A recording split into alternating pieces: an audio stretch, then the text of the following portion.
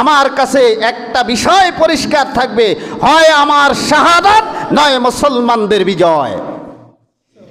হয় আমার শাহাদাত না হয় কি মুসলমানদের বিজয়। এবার আবু হুরায়রা বলেন, ফাইন কুতিলতু, যদি আমি সেখানে শাহাদাত বরণ করি, তারা যদি আমাকে শহীদ করে দেয়, জয় শ্রীরাম বলতে বাধ্য করা হচ্ছে। মুসলমান আল্লাহু আকবার বলবে না, মুসলমানকে জয় শ্রীরাম বলানো হচ্ছে। ওই হিন্দে যারা অংশগ্রহণ করবে তারা ভূপৃষ্ঠের মধ্যে আল্লাহর জমিনে যত জেহাদ হয়েছিল সর্বোৎকৃষ্ট শহীদদের ভিতরে প্রথম কাতারে তাদের নাম থাকবে।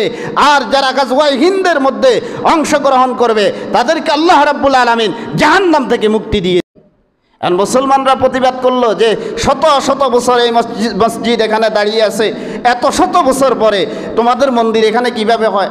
এই কথা যখন বলল, নিরস্ত্র মুসলমানদেরকে গুলি করে হত্যা করা হয়েছে। আমরা ওর প্রতিবাদও করি নাই, আমরা সহনশীল আচরণ করতেছি। কেন করতেছি? অন্য ভূখণ্ডের যদি কোনো অমুসলিম কর্তৃক মুসলমানরা আক্রান্ত হয়, মুসলিম সংখ্যাগরিষ্ঠ দেশের মুসলমানরা ওই দেশের অন্য ধর্মের লোকদের উপর আক্রমণ করতে পারবে না, কারণ অপরাধ তো এই দেশেরগুলা করে নাই। করছে কোন দেশেরগুলা? ওরে বুঝো না, ওরা করছে অপরাধ, আমরা কেন এখানে আক্রমণ করব? এটা ইসলাম সমর্থন? তাহলে সবচাইতে বেশি নির্যাতিত হচ্ছে ভারতের মুসলমানেরা। জোর করে মুসলমানদেরকে জয় শ্রীরাম বলানো হচ্ছে। আপনারা মিডিয়ার মাধ্যমে দেখেছেন, জয় শ্রীরাম বলতে বাধ্য করা হচ্ছে। মুসলমান আল্লাহু আকবার বলবে না, মুসলমানকে জয় শ্রীরাম বলানো হচ্ছে। কেন বলানো হচ্ছে? জয় শ্রীরাম তাকে বলতে হবে সে দেশে বসবাস করতে হলে। আমরা তো পাল্টা পারতাম, এদেশে 90% মুসলমান, এখানে হিন্দুরা থাকতে হলে আল্লাহু আকবার বলতে হবে। আমরা এরকম বাধ্য করি নাই, যেহেতু এটা ইসলাম সমর্থন করে না। আবার মুসলমানদেরকে ভারতে পশুর মতো জবাই করা হচ্ছে, হত্যা করা হচ্ছে। আপনারা এটা শুনে মন খারাপ করার কোনো দরকার হচ্ছে না। মুসলমানদের নির্যাতন আরও বাড়বে। আরও কি?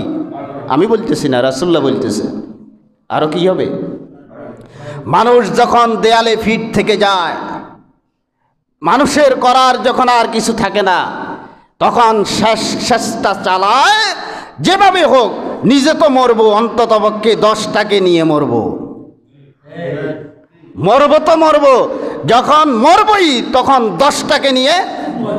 এজন্য রাসূল করিম সাল্লাল্লাহু আলাইহি ওয়াসাল্লাম বলেন, ভারতবর্ষে একসময় মুসলমানদের দেয়ালে পিঠ থেকে যাবে। মুসলমানদেরকে গরুর গোশত রাখার অপরাধে জবাই করা হবে। ছাগলের গোশত খেয়েছে, অপবাদ দেওয়া হবে গরুর গোশত খেয়েছে। ভারতে এগুলো চলতেছে। কারণ এগুলো চললে পরেও আমরা আমাদের হিন্দু ভাইদের ওই ব্যাপারে কিছু বলার অধিকার ইসলাম আমাদেরকে। আর এটাকে যদি কেউ দুর্বলতা মনে করে তাহলে তারা বোকার স্বর্গে বসবাস করতেছে, বোকার স্বর্গে বসবাস করতেছে। রাসূলুল্লাহ বলেন, রাসূলুল্লাহ থেকে হাদিস হযরতে আবু হুরায়রা বর্ণনা করেন, আল্লামা নাসাঈ রাহিমাহুল্লাহ হাদিস নিয়েছেন 3177 নম্বর হাদিস। قال رسول الله صلى الله عليه وسلم وعدنا رسول الله صلى الله عليه وسلم غزوة الهند।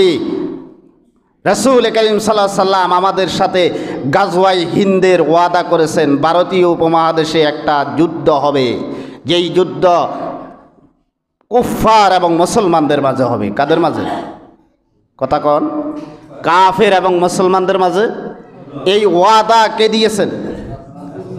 হযরত আবু হুরায়রা বলেন, রাসূলুল্লাহ আমাদেরকে বলেছেন গাজওয়ায়ে হিন্দ হবে, এই ওয়াদা রাসূলুল্লাহ আমাদেরকে দিয়েছেন।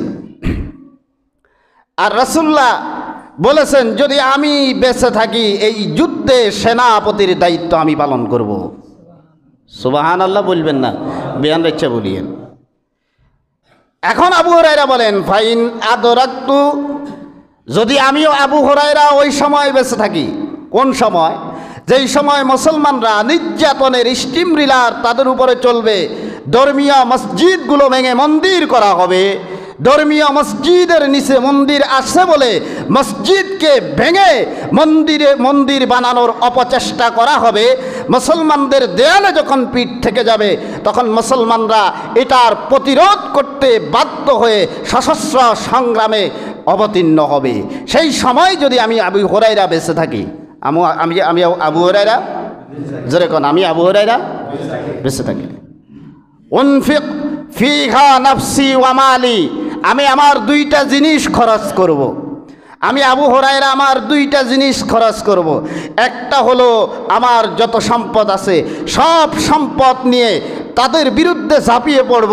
যেহেতু তোমরা নির্যাতন করতে করতে মুসলমানদের দেয়ালে পিঠ ঠেকিয়ে দিয়েছ, আমি আবু হুরায়রা মদিনায় বসে থাকবো না, আমি সেখানে গিয়ে সশস্ত্র সংগ্রামে অবতীর্ণ হব, যোগদান করব।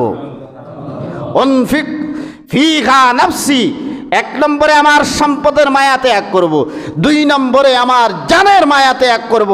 আমার কাছে একটা বিষয় পরিষ্কার থাকবে, হয় আমার শাহাদাত নয় মুসলমানদের বিজয়। হয় আমার শাহাদাত না হয় কি মুসলমানদের বিজয়। এবার আবু হুরায়রা বলে, ফাইন কুতিলতু, যদি আমি সেখানে শাহাদাত বরণ করি, তারা যদি আমাকে শহীদ করে দেয়, কুনতু আফদালাশ শুহাদা, তোমরা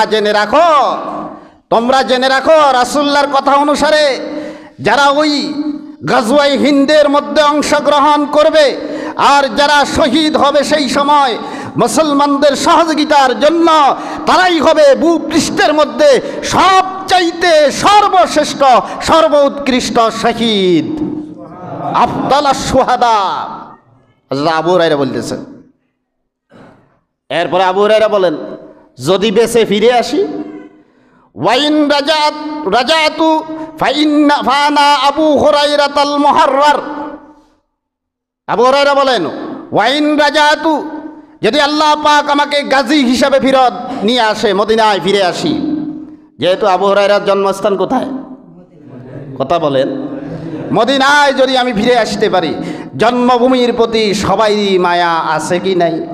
বিদেশ এত সুন্দর, তারপরও 20 বছর পরে হইল দেশে চলি আসে কেন? ইন হাসওয়াদ্দাম, এটাই আমার জন্মভূমি, জন্মভূমির টান সবারই আছে কি নাই?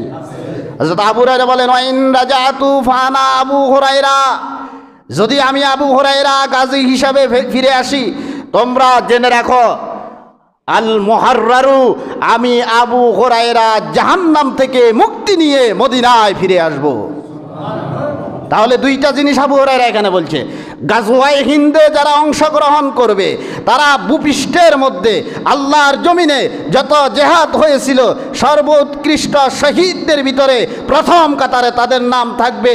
আর যারা গাজওয়ায়ে হিন্দের মধ্যে অংশগ্রহণ করবে তাদেরকে আল্লাহ রাব্বুল আলামিন জাহান্নাম থেকে মুক্তি দিয়ে দিবে।